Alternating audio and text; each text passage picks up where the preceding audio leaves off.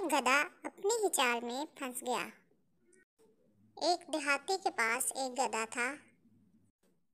ایک دن اس نے گدھے کے اوپر نمک کی بوری رکھی اور اسے شہر کی طرف لے گیا۔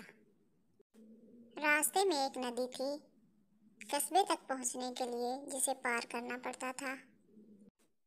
وہ جب ندی پار کر رہے تھے تو گدھا پانی میں گر گیا اور نمک کی کافی زیادہ مقدار پانی میں بہہ گئی۔ گدھا جب اٹھ کر کھڑا ہوا تو اس نے نمک کے وزن کی مقدار کافی ہلکی محسوس کی۔ گدھے کو ایک بہت اچھا بہانہ مل گیا۔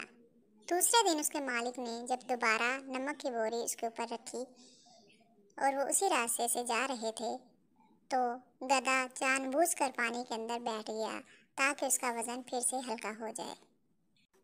گدھے کا مالک اس کی چال سمجھ گیا اور اس نے گدھے کو سبق سکھانے کا فیصلہ کیا۔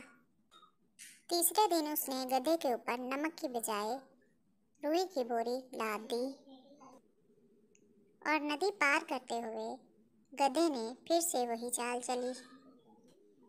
روئی جب پانی میں بھیگ گئی تو وہ اور بھی زیادہ وزنی ہو گئی اور اب گدھے سے چلا بھی نہیں جا رہا تھا۔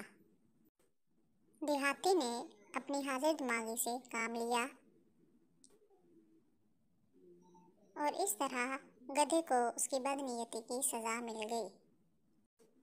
اسی لیے تو کہتے ہیں کہ تجربہ ایک بہترین استاد ہے۔ ہمیں کسی کو بھی بیوقوف بنانے کی کوشش نہیں کرنی چاہیے۔